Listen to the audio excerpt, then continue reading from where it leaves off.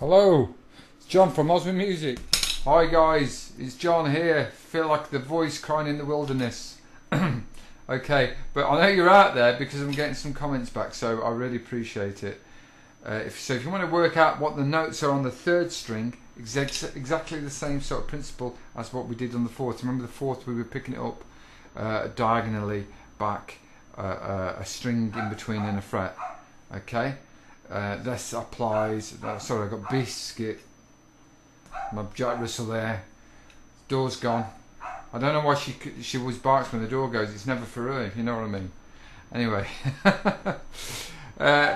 all right, biscuit. Here we go. We put our finger here, and we didn't know what that note was, which happens to be on the 5th fret. I would go back a string in between and a fret in between, and I would be able to locate that note. See.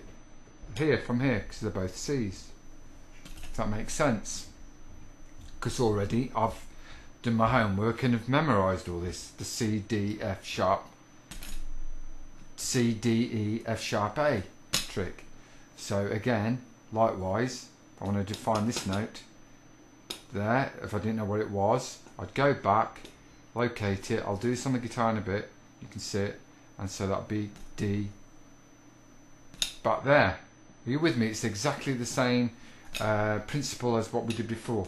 So that's how you work out the notes on the 4th and the 3rd, by going back the octaves to locate on the 6th and the 5th strings, because you know those, you've learnt those well. Okay, you don't have to learn these well, you just access them. Okay, that makes sense. All we're going to do for the next lesson is learn the notes on this string. Okay, and I'll show you a method of that.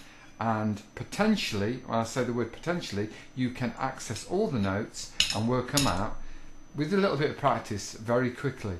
Okay, you don't have to kind of like, if you left your own devices or you didn't know how to do it and thinking, oh, today I'm going to learn the note here or here and what this space occupies, and I'm going to remember it, and then I'll go on to another one.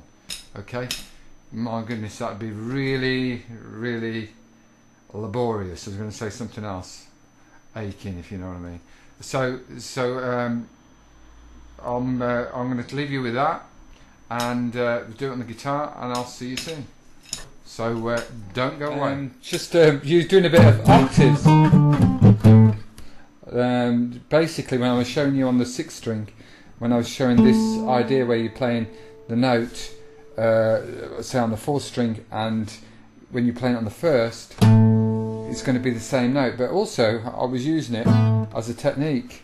I was muffling in between, and I was playing with my thumb. George Benson, the great Wes Montgomery, Django Reinhardt, well, did that to great effect, but to get that sort of sound. Anyway, that was just an aside, but the next thing I want to talk about is how to locate the notes on the 4th string.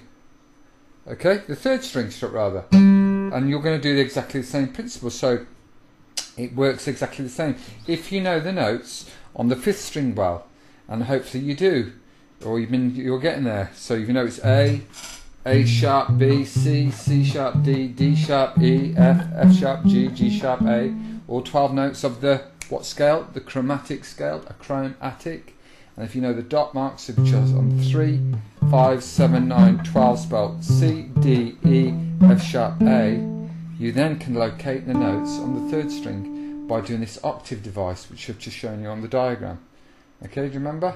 So by getting your 3rd finger now, say I'm just plonking it anywhere on the 3rd string, and it happens to be on the 7th fret, and if I go back, do this exactly the same diagonal effect, one string apart and one string, one fret in between, this holds true. It must be this finger here, this string, this note must be the same as that. So if I look back, and I know that, it's C, That's a D. So these two are Ds.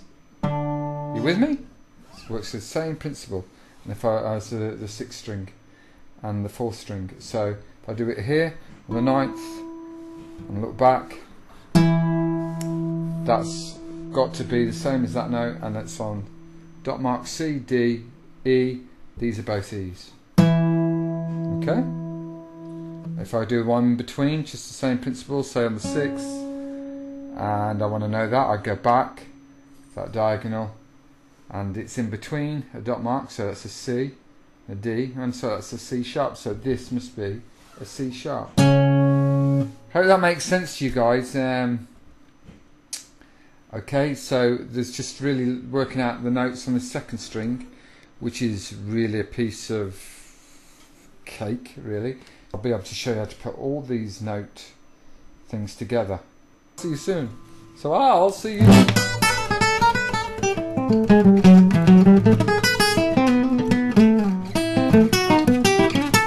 So I'll see you soon.